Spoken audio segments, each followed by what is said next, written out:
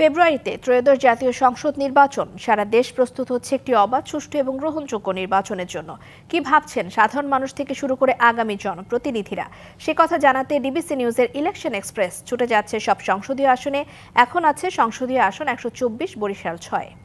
স্বাগত CSRM DBC election এক্সপ্রেসে। আমরা আজকে সারাদিন জুড়েই থাকবো বরিশাল 6 এবং জালুকাঠি 1 আসনে। এখন রয়েছে একসময় শ্রীমন্ত নদীর তীরে গড়ে ওঠা বাকেরগঞ্জ উপজেলায়। এটি নিয়েই শুধুমাত্র বরিশাল 6 আসন গঠিত। এখানে বাংলাদেশ ইসলামী আন্দোলনের পক্ষ থেকে প্রার্থী হয়েছেন দলটির সিনিয়র নায়েবে আমির মুফতি সৈয়দ মোহাম্মদ ফয়জুল করিম। তার পক্ষ থেকে আমাদের মাঝে অতিথি হিসেবে উপস্থিত রয়েছেন বাকেরগঞ্জ উপজেলা ইসলামী আন্দোলনের সভাপতি মাওলানা নাসির উদ্দিন রকুন ডাকুয়া। স্বাগত আপনাকে।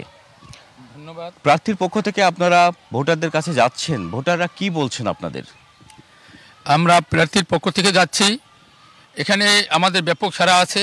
মানুষ বিগত দিনে যে তাদের আশা এবং ভরসা ছিল সেটা তারা সবাই ভুলে গিয়েছে। আমরা ভাবছিলাম যে এই 54 বছরে এই আমরা 5ই আগস্টে যে হয়েছে ও গণঅভ্যুত্থান হয়েছে, এতে একটা পরিবর্তন হবে, কিন্তু আসলে পরিবর্তন না হয়ে দেখতেছি আরও বেশি দমে চাঁদাবাজি, টেন্ডারবাজি, দখলদারি, চুরি, ডাকাতি, হাইজ্যাক হচ্ছে। এর বিপরীতে মানুষ এখন সবাই একই কথা, আমরা সবই দেখেছি, এখন আমরা ইসলামকে দেখতে চাই। হুজুর এক হয়ে আসলে আমরা আছি। এতে ঘরে বাইরে, স্কুলে, কলেজে, মাদ্রাসা, মসজিদে, হাটে বাজারে, সকল জায়গায়, অফিস আদালতে সকলেরই একই কথা যে আমরা এবার ইসলামকে দেখতে চাই। আমি আশা করি এইবার ইসলামের প্রার্থী যারা থাকবে সে বিপুল বড় সব জায়গায় জয় হয়ে আসবে, এতে কোনোই সন্দেহ নাই। এটা আপনাদেরও জানা এবং শোনা এবং বোঝার আছে। এটা আপনারা যখন চলেন আপনারা দেখতে পান, বুঝতে পারেন। আসলে তাই দেখতে পাচ্ছি মানুষ যে আশা ভরসা করেছিলেন সেটা সম্পূর্ণ ধুলায় মিটিয়ে গেছে। মানুষ আমরা ভেবেছিলাম খুব ভালো থাকবো, দেখতেছি আমরা আরও খারাপ পর্যায়ে পৌঁছে যাচ্ছি।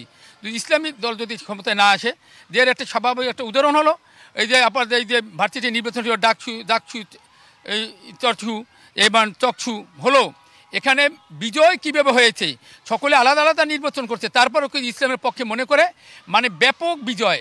ওদিকে 70 থেকে 75%, আর বিভিন্ন সব জায়গায় মিলিয়ে গেছে 25%। এর এলাকার উন্নয়নের জন্য কি প্রত্যাশা করছেন ভোটাররা এবং আপনারা কি প্রতিশ্রুতি দিচ্ছেন তাদেরকে? আমরা এই জন্য মনে করতেছি যে বর্তমানে বেকার সমস্যা হওয়ার কারণে, কোনো উন্নয়নমূলক কোনো কর্মসংস্থান ব্যবস্থা না থাকার কারণে মানুষ নেশা এবং চুরি ডাকাতি চাঁদাবাজিতে লিপ্ত হয়ে গেছে।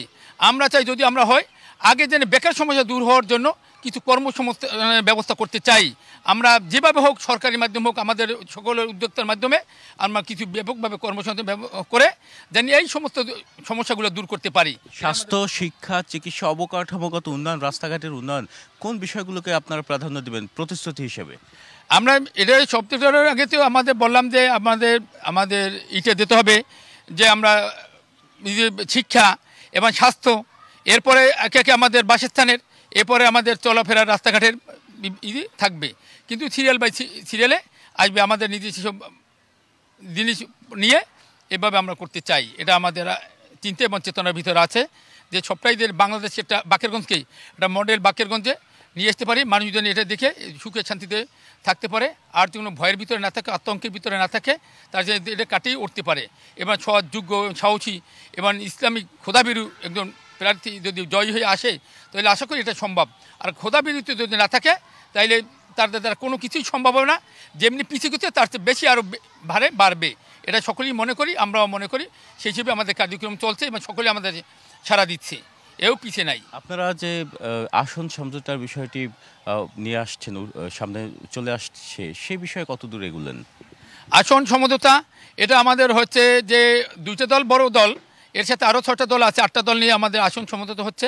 এই আসন দলের সমঝোতার ভিতরে আমরা 90%-এরও বেশি যে আমরা হয়েছি জয়ের ব্যাপারে। এই আসন থেকে জয়ের ব্যাপারে আপনারা কতটা আশাবাদী? আমরা জয়ের ব্যাপারে আমরা জানা আছে যে আমাদের আগের কার্যক্রম সিস্টেম অনুযায়ী বাকেরগঞ্জ হাত পাখার পক্ষেই এখানে প্রার্থী হবে, এটা আমরা আশাবাদী।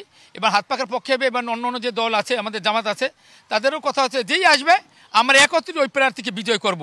আর হাত পাখার প্রার্থী আছে আপনাকে যেমনটি শুনছিলাম, এই আসনে প্রার্থীর পক্ষে যারা নির্বাচনী প্রচার প্রচারণা চালাচ্ছেন তারাও জয়ের ব্যাপারে আশাবাদী। পরবর্তীতে আমরা এই আসনের অন্য কোনো রাজনৈতিক দলের প্রার্থীর সাথে কথা বলবো, জানবো সেখানকার ভোটার থেকে আগামী জনপ্রতিনিধিদের নির্বাচনী ভাবনা। সে পর্যন্ত দেখতে থাকুন সিএসআরএম ডিবিসি ইলেকশন এক্সপ্রেস।